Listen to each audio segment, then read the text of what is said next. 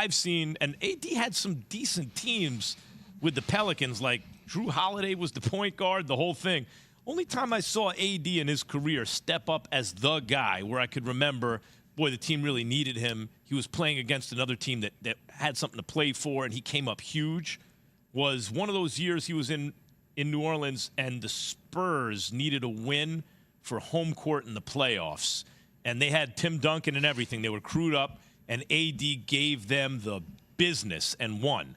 But his career has not been, and partly it's the position he plays, needs someone to get him the ball, but his career has not been one where there have been a lot of performances like that, like you're the guy, can you carry this team? But he did have 39 points, including 12 in the fourth quarter, and the Lakers held on for a 113-105 win over the Warriors on Sunday. You guys, Jay, you have thoughts on AD? Doing what he has to do, man. Keeping him in contention, bro. He's like, to me, like the fifth biggest story of the weekend in the NBA. No, it's not even necessarily him as whether it's a story. It's the team. It's the Lakers. It's LeBron James. Yeah, that's right. You can't talk about Anthony Davis and the Lakers without talking about LeBron James. Right, that's right. That's one of the things that they say. Hey, can he he did all this in 39 points, and they say, can he keep the team competitive till LeBron James comes back? That's the conversation. The conversation is, can he do that? Is he good enough to have them teetering the last couple games on trying to get a play-in spot? And I think that's what you have to look to. It's encouraging to see the fact that LeBron James was not on the court, and the Lakers went ahead and took care of the Golden State Warriors with Steph Curry on the floor, coming back, Draymond, Clay. They had their big three out there where the Lakers really didn't. Now, look, there's nobody, and you correct me if I'm wrong, Jay, there's nobody from a defensive standpoint with the Warriors that should be able to slow down Anthony Davis. So he's out there essentially playing big ball, a bunch of little guys that's trying to guard him.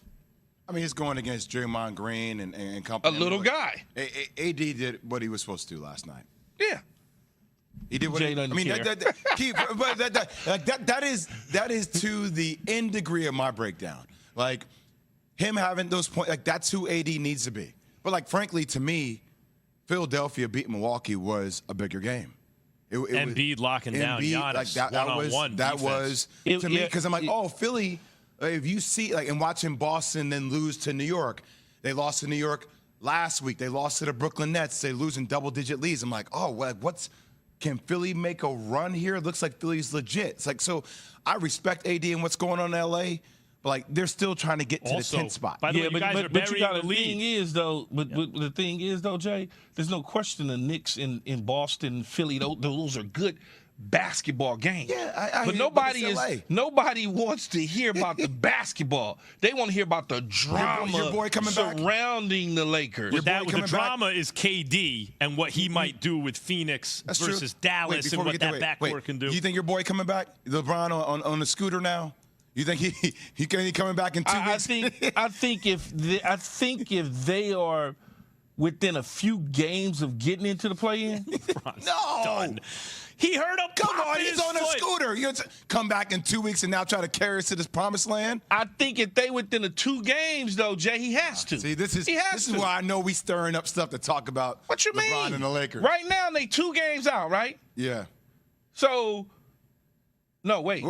I'm waiting to hear your projection, Key. Go ahead. No, I'm saying they're 2 games out. One game out of the 10th spot. 1 game out of the 10th spot. So, essentially, I'll give it 2 games. Of course he's going to come back. If he can. Of course he is. So what are the odds you think they win the play-in game with LeBron on the floor? Who would they play? I mean, it's going to be a play game. 7, 8, 9, 10. So 10 would play 7? Yes. So who was 7? Right now, 7 would be the Dallas Mavericks. Yeah, I think they can beat them. They already beat them a week ago. I think they can beat them.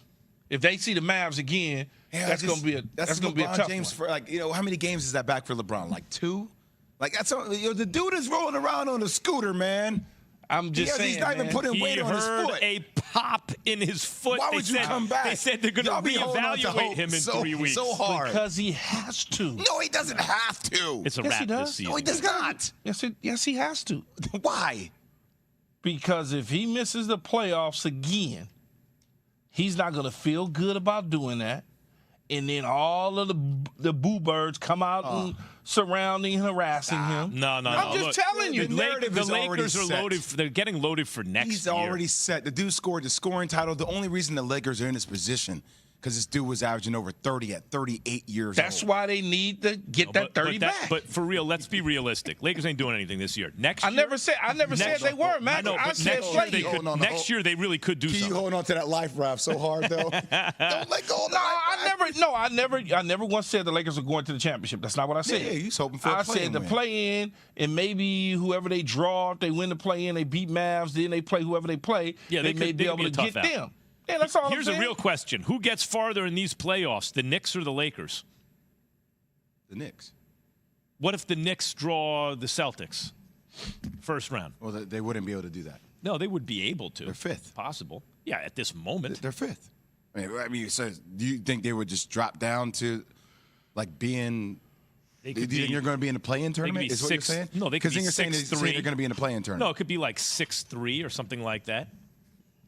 I mean, right? That could happen. Boston's 4 games ahead of Philly. I mean, but Philly's playing well. Boston isn't. Yeah, I think they were maybe probably, too many games. It's likely for them to see like a Cleveland or a Brooklyn. Yeah. By the way, the Knicks might go farther than the Lakers this year in the playoffs. Nuts. All right. Anyway, sell it, Max. Well, it could happen. Here's the real. You guys buried the lead from this weekend. You know what we found out this weekend? It was unbelievable. Kevin Durant's really good at basketball. We found that out? We found that out. We didn't already know that? I've been waiting to see if he's good at basketball or not, but now I can say definitively, yes, he is good at basketball. I just like seeing Luka and Devin Booker go at it, especially when Luka misses a chippy to win it, and then Devin Booker lets him know about it. To me, that's I need to see that in the playoffs. I need to see those two. And understand like everything between Kyrie and KD and what they haven't talked about yet. You were at Mavs Suns last night. What was your impression? Man, it doesn't get better than that in an NBA regular season game. I mean, Sunday afternoon, the weather in Dallas was amazing. The atmosphere was terrific. You got, 4 superstars in their prime. Chris Paul obviously is a Hall of Famer. He's not quite there, but 4 superstars in their prime, throwing haymakers at one another. It wasn't a banner day for defense. I don't think either of those teams is, set up right now to win the championship. I think they both need some help, but it's incredibly entertaining basketball to watch. But there were 2 things that stuck out to me. One, the incredible emotion between Luka Doncic and Devin Booker, which only furthers what's now has to be considered a budding rivalry, going chest to chest twice in the final 10 seconds. And then after the game, Booker and Luka both continuing it, running their mouths a little bit.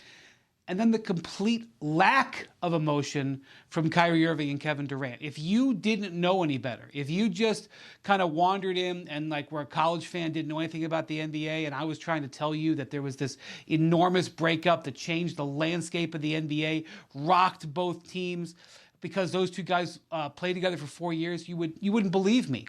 They didn't even look at each other. There were times where they'd walk past each other, like during timeout situations, not like in the middle of the game when they're competing, where they wouldn't even turn their heads. And then I couldn't help but laugh after the game was over because Markieff Morris, who had been Durant's teammate in Brooklyn for a few months, came over and Durant gave him a hug, patted him on the chest. He didn't even look in Kyrie's direction. So I think we got our answer there about just where that relationship is and how it ended in Brooklyn.